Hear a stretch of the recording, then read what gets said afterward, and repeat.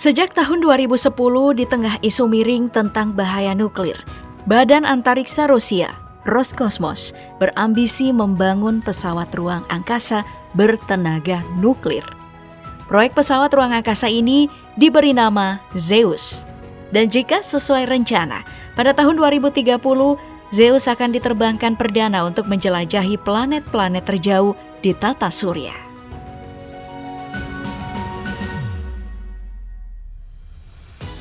Yang menarik untuk kita bahas tentang proyek luar angkasa Rusia ini ada dua.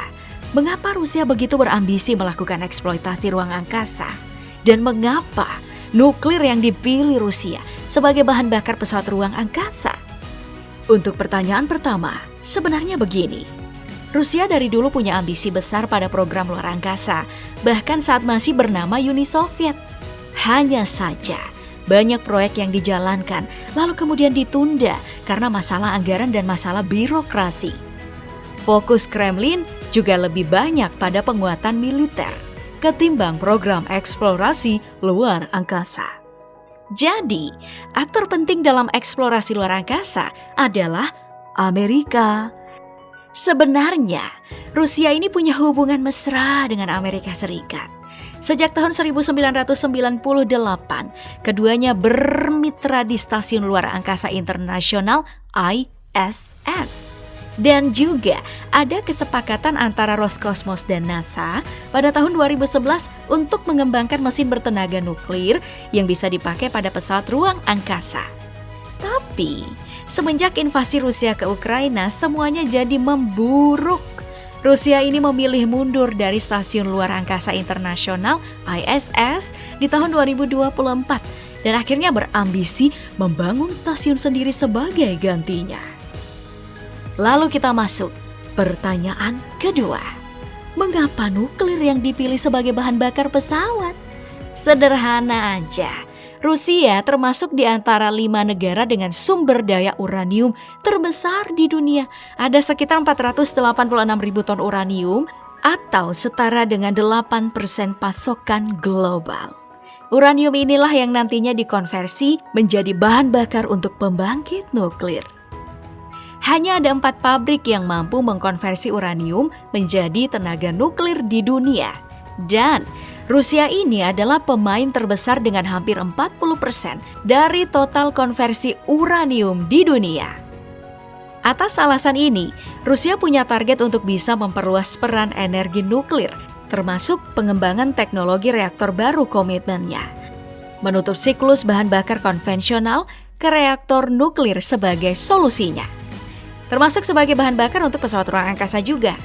Lalu, apa keuntungan menggunakan tenaga nuklir? Keuntungannya, pesawat ruang angkasa mampu menghasilkan waktu perjalanan yang lebih cepat, efisien, dan ekonomis dengan resiko lebih kecil bagi astronot. Jadi selama ini, pesawat ruang angkasa sangat mengandalkan gravitasi atau tenaga surya agar bisa melakukan perjalanan lebih jauh. Perjalanan pergi dan kembali ke Mars misalnya, butuh waktu sekitar 3 tahun. Waduh, sungguh jauh. Tapi jika pesawat ruang angkasa menggunakan mesin bertenaga nuklir, waktu tempuh tersebut bisa dipangkas menjadi hanya 2 tahun saja. Selain masalah daya dorong yang maksimal, pesawat luar angkasa yang menggunakan tenaga nuklir juga nantinya bisa menghasilkan tenaga listrik mandiri. Ini sangat diperlukan untuk memelihara sistem pendukung kehidupan, komunikasi, dan perangkat keras lainnya. Generator termoelektrik radioisotop yang dipakai pesawat luar angkasa untuk memasok panas dan listrik jangka panjang disorot karena tanpa perawatan. Sementara mesin bertenaga nuklir nantinya akan menghasilkan tenaga listrik dari mesin secara mandiri. Ya, meski kurang efektif daripada generator termoelektrik radioisotop, reaktor nuklir disebut lebih sederhana.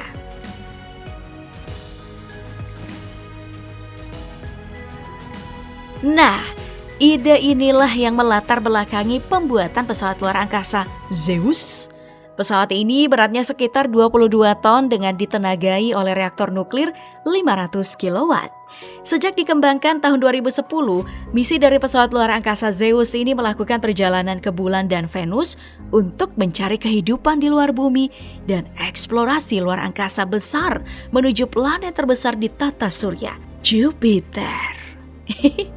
Tapi pada Juli 2021, para ilmuwan Rusia merilis sebuah makalah yang menjelaskan kalau Zeus bisa berfungsi ganda untuk peran militer dan sebagai platform pengawasan dan pengintaian yang mentransmisikan informasi ke sistem anti pesawat. Jadi, nantinya misi penting yang harus dijalankan Zeus selain mengeksplorasi ruang angkasa juga bisa melindungi planet bumi dari serangan benda-benda luar angkasa yang berpotensi membahayakan kelangsungan hidup manusia. Pertanyaan ini sebenarnya muncul saat Rusia jadi pusat kritik global karena menambah masalah puing-puing luar angkasa karena telah meledakkan satelitnya sendiri dalam uji anti-satelit. Dan juga peran ini sifatnya masih hanya catatan di atas kertas karena ya masih dalam pengembangan. Seperti yang sudah disinggung di awal tadi, setelah Rusia memilih keluar dari ISS, ambisinya adalah membangun stasiun luar angkasanya sendiri. Bahkan, Badan Antariksa Rusia sudah meluncurkan model fisik seperti apa stasiun luar angkasa yang akan dibuat nantinya. Itu artinya, Rusia benar-benar serius meninggalkan stasiun luar angkasa internasional ISS. Padahal, Badan Antariksa Rusia, Roskosmos dan NASA masing-masing punya peran penting di ISS. Roskosmos mengontrol dan mencegah ISS jatuh dari orbitnya. Tujuan Rusia jelas, yakni mengurangi ketergantungannya ke negara-negara barat untuk bisa maju sendiri atau bekerja sama dengan negara seperti China atau Iran. Baik, kita kembali aja ke topik ya tentang pesawat luar angkasa bertenaga nuklir ini. Dalam hal merancang stasiun dan pesawat luar angkasa dengan tenaga nuklir, sebenarnya Rusia tidak sendiri. NASA juga sudah berencana menguji pesawat ruang angkasa yang ditenagai dengan visi nuklir pada tahun 2027 untuk misi jarak jauhnya ke Mars. Tapi, siapakah yang lebih unggul dari keduanya? Jelas, Rusia lebih unggul karena Rusia memainkan peranan penting dalam siklus nuklir dunia. Amerika Serikat memang juga punya perusahaan tenaga nuklir. Tapi masalahnya, Amerika ini masih butuh waktu lama untuk mendapatkan lisensi dan persetujuan internasional. Dan juga nih, persediaan bahan baku Amerika Serikat masih sangat terbatas.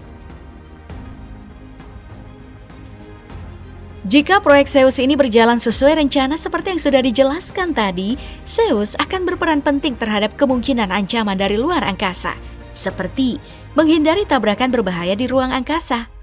Dan yang terpenting, Rusia akan memenangkan persaingan dengan Amerika Serikat mengenai siapa yang punya teknologi terbaik di luar angkasa.